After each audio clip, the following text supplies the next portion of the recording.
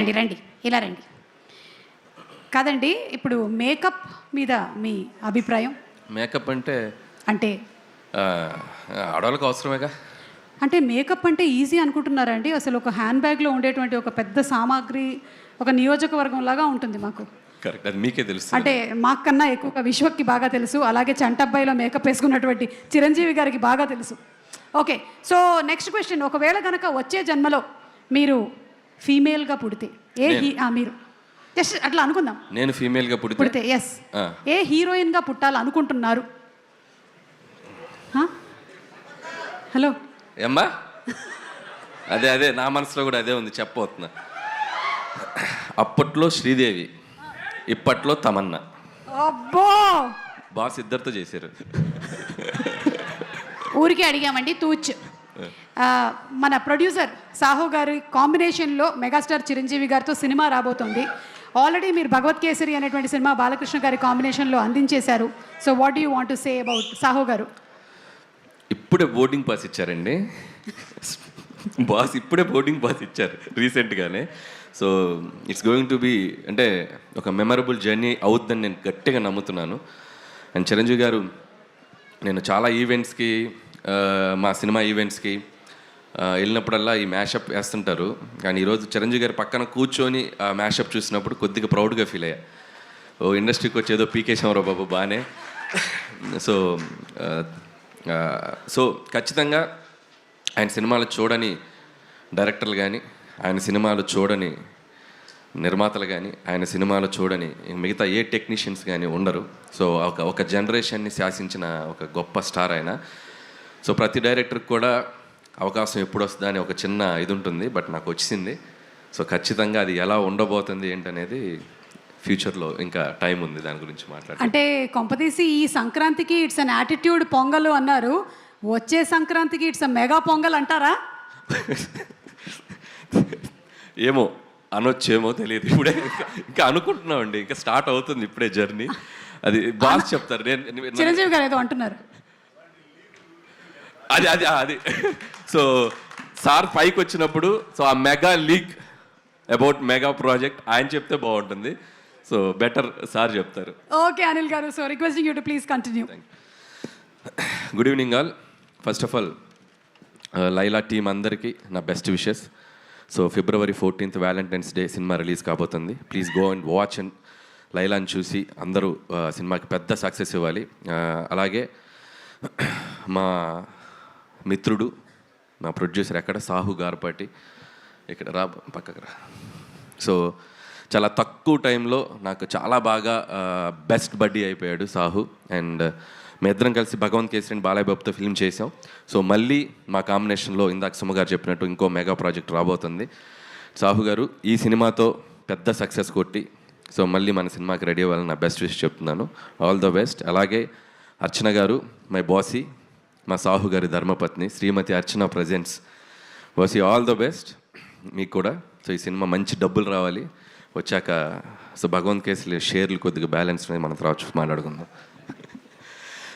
ఇకపోతే టీంలో ముఖ్యంగా మాట్లాడాల్సింది మా విశ్వక్ గురించి.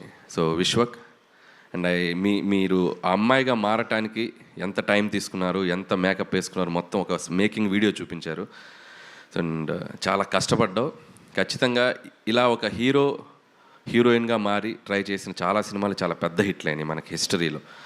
సో ద బెస్ట్ ఎగ్జాంపుల్ చిత్రం బలారేవి చిత్రం అని నరేష్ గారు చేశారు ఒక మూవీ, అండ్ హిలేరియస్ ఎంటర్టైనర్ అనమాట.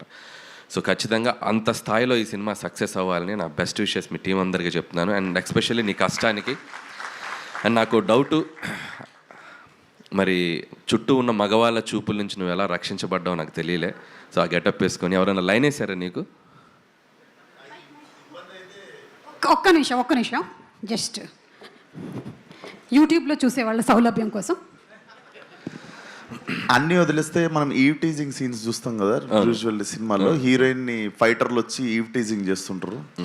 సో ఆ సీన్ నాకు జరిగింది సినిమాలో.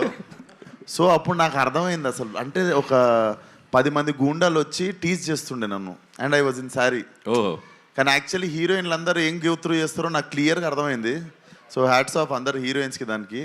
సో బౌన్సర్స్ని పెట్టుకున్న ఆల్రెడీ నీకు ఉన్నారు ఒక పెద్ద బౌన్సర్ భయ్యా. So you took care no లైలాకో that lady Laila. So what is your feeling? Mike ఉసుకోదేదో. ఆ బౌన్సరే ఎక్కువ లైన్ వేసాడంటండి. సో इधर थोड़ा. सो तुम्हारा बॉस है ना, वो तुम्हारा बॉस लेडी बॉस बन गया, वो विश्वक सेन. यस. सो क्या फीलिंग है डेली सामने से देखने के बाद? अच्छा लगा? अच्छा लगते थे बिल्कुल. प्यार लगा? प्यार अंदर से प्यार? नहीं. कुछ फीलिंग्स नहीं आया? नहीं, मेरे भाई जैसे हैं. ओके, भाई जैसे. Okay, thank you. మైక్ రాత్రి కళలోకి వచ్చేవాడు. చిరంజీవి గారు ఏమన్నారంటే రాత్రి కల్లోకి వచ్చారేమో అంటున్నారు.